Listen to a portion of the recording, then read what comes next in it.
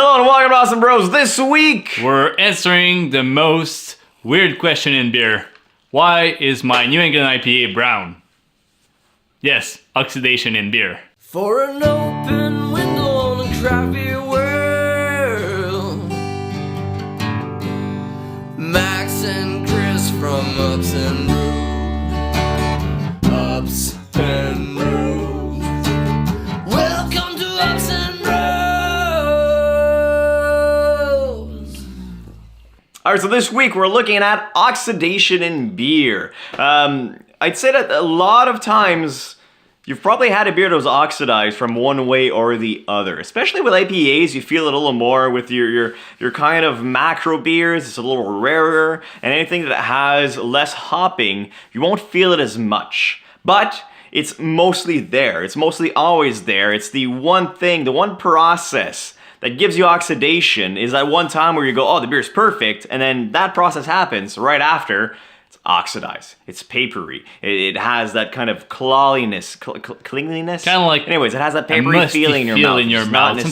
Something it feels wrong. It makes you cough. It does. That's one thing I realized with oxidized beer. Usually I'm like, yeah, right after.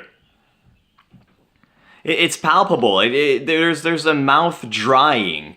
That's not brought on by the carbonation or the bitterness. It's something else, and it smells and tastes papery, which is not necessarily a good thing. Which is not at all a good thing. So mostly Chris, oxidation where does this come is from? caused by oxygen, which it's a gas. It's something we do inspire every single day into our little I forgot the word. It's poumon. Lungs. In your lungs. So oxygen's always been a challenge in beer. But in history, the reason why it always and will always be present is because we can't keep the beer or we can't produce beer without it touching the oxygen. So at first we were using wooden vats, open vats, also clay vats, big clay pots that are called amphoras. They were used to do wine also, but those beer style were brewed with the oxygen in mind. So basically those vats are made to breathe a little bit and get a little bit of that oxygen in. Max will get a little bit more science into that, but it's always been there.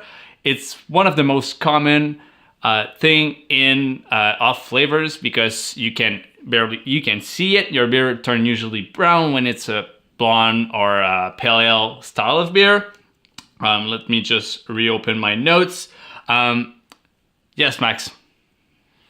And yeah, so we're talking about gases. Gases are extremely important in beer brewing in general. It's not just liquids. The most important one is CO2. CO2 will help neutralize a lot of bacteria as well, in the sense that some bacteria can't grow while under anaerobic situations, which is great if everything is anaerobic. But as soon as you introduce oxygen, then those bacteria can start developing. Now, the process where that becomes crucial is in packaging, because from your kettle to your fermenter, not a lot of risk. And even then, you want oxygen in because you want your yeast to take the oxygen and it's going to fuel itself with it. After that, when you switch it to your bright tank, it gets a little iffy. You really don't want any oxygen. But if you do your job perfectly, there shouldn't be any dissolved oxygen or DO in the bright tank. Now from there, that's when you usually package it. You're either going to put it in kegs or you're going to put it in bottles or cans. Kegs, usually not very problematic. The kegs are under pressure, CO2 pressure, so while you're filling them, not really a big risk of introducing oxygen. But in canning and bottling, you have, at some point, it's going to be exposed to oxygen. It is what it is. That's how it gets filled, and then you cap it. Well, by the time you cap it, it has been exposed to oxygen. Now, new canning lines and bottling lines have CO2 sections where while it's being filled, the actual section it's in is also filled with CO2. So there's a lot less chance of oxidating your beer. It's not common. Not everyone has that. A lot more expensive. To me, I think it's almost essential. You want this to happen because you don't want any dissolved oxygen for the reasons I've stated before. But yeah, you were checking your notes. Have you found what you were looking for? I found what I was looking for. Speaking of packaging and all that, it has a very big impact on the aging of your beer. So let's say you found this great stout, great imperial stout, aged in barrels and all that. Put it in the cellar. You're like, I'm good. I'm gonna drink that in 2 years, but it's oxidized. All the flavors will kind of like be toned down. You probably scrap up that nice 15, 20, 30, 40 bucks you spent on that bottle. So yeah, be careful if you have some beers in your cellar. You might not want to hold them off too long.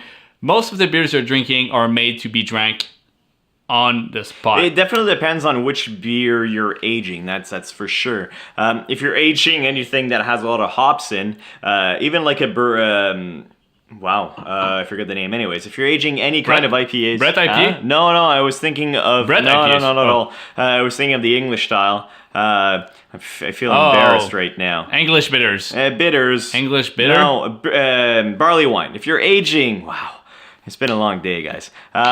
So if you're aging a barley wine, it's very hoppy. If you get oxidation in there, for sure your hoppiness, your hops are going to turn into a very papery kind of flavor. If you're aging an imperial stout, it's not quite as crucial because there's less hops. You're still gonna get maybe that kind of that pastiness in the beer, but it's not necessarily going to destroy the flavors because it's not going to. When hops are involved, you really want that fruitiness or that pininess or that spiciness from them. If you eliminate that and you add papery to it, it's kind of fucked. With imperial stouts or with stouts in general, you kind of want that sweetness, and aging won't affect it all that much. But yeah, you really have to be careful. That's right. Yeah. So IPAs, like Max said, are really keen to be infected or they're more sensible to oxidation. So be careful with your IPAs. Make sure you drink them fresh. Check the dates. But also, if you see a brown IPA, then and you think it's oxidized, it tastes like cardboard, and for your own opinion, you think it's oxidized, then it's probably oxidized. Go ahead and and tell the brewery. Tell the brewery. Sure. Write them a DM in private. Tell them, I have this batch of beer, I think it's oxidized, so this way they can track it down and make sure it won't happen again, or correct themselves. Sometimes it's just a little adjustments on the machines they're using, and it really helps breweries. No, that's a great point there, Chris, because, I mean, it's not every batch that's going to necessarily be oxidized or as oxidized. If you have a smaller setup where you have a lot of time where your beer is exposed to oxygen, it's more prone to it. And maybe those very hazy IPAs you want to kind of avoid canning or bottling as much, or you want to find new ways to do it, because in that case, oxygen is the worst enemy for that beer. And if you're putting it into the public and people are drinking these brown New England IPAs, it's problematic. It's not supposed to be a brown New England IPA. It's supposed to be a New England IPA. So yeah, it's a good call, man. I like that. Actually, contact the brewery. Let them know what's going on. They might be able to find a solution. Yeah, and don't be an asshole and post it on Instagram and say it's oxidized. Exactly. Just take that in private. Make sure it gets there. It won't draw too much negative attention to the brewery. And like Max said, it's but be careful. Sometimes you can have a brown New England IPA. I think that Beyond the Pale here, it might be. Did one. It's a brown ale, New England, a New England brown ale. You got to look at more than just the color. Super cool. There's the flavor and the aroma that's going to play like severely in this. If it's brown, it's supposed to be brown. It's probably fine then, as long as it doesn't have that papery feel and doesn't smell like a fucking dictionary.